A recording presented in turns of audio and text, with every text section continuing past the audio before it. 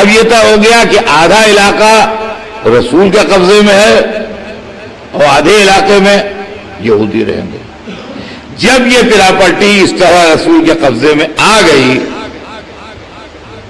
تو اب قرآن میں آیت نازل ہوئی کہ وَآتِ ذِی الْقُرْبَى حَقَّهُ، یہ آیت آج بھی ہے قرآن میں، اس لیے قرآن میں جو آیتیں نازل ہوئی وہ کہیں نہیں، وہ ہے قرآن میں، یہ قرآن میں آیت آج بھی موجود ہے۔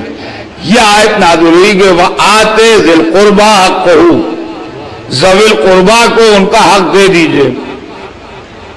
رسول خوب جانتے تھے کیا مطلب ہے، معاذ اللہ ایسا نہیں ہے کہ رسول کے علم میں نہ تھا، لیکن پوچھا اس لیے کہ تاریخ بنے،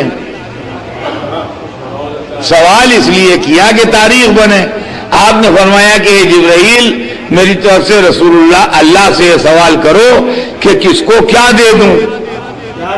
یہ جو حکم خدا آیا ہے کہ ذوی القربہ کو ان کا حق دے دیجئے، یہ تو کچھ مجمل سا حکم ہے، لہذا اللہ سے پوچھو میری طرف سے کہ کس کو کیا دے دوں۔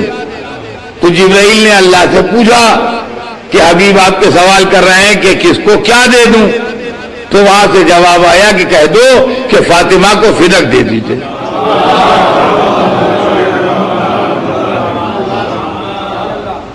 چنانچہ جناب سرور کائنات نے جناب سیدہ کو بلا کے فدک عنایت فرما دیا۔ اس طریقے سے یہ فدک جناب سیدہ کے قبضے میں آیا۔ یہ فدک سن 7 ہجری کے آخر میں جناب سیدہ کے قبضے میں آیا ہے، اس کو ذہن میں رکھیے گا۔ یہ فدک سن 7 ہجری کے آخر میں جناب سیدہ کے قبضے میں آیا ہے۔ 8 ہجری پوری، 9 ہجری پوری، 10 ہجری پوری، 3 برس اس پراپرٹی کے اوپر، 3 برس اور چند مہینے جناب سیدہ کا قبضہ رہا۔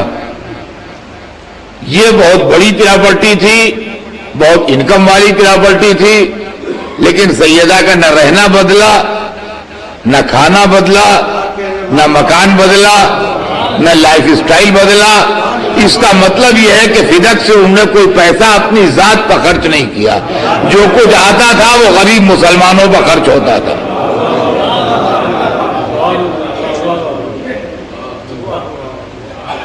ورنہ 3 برس تک آدمی کسی بڑی جائیداد کا مالک رہے اور اس کے بعد اس کا لائف سٹائل چینج نہ ہو اور اس کا کھانا پینا رہنا سہنا لباس اور دوسرے معاملات جو ہے بالکل ویسے ہی رہیں، یہ عقل میں آنے والی بات نہیں ہے۔ لیکن معصوم عالم کی زندگی کے اندر کوئی تبدیلی نہیں آئی۔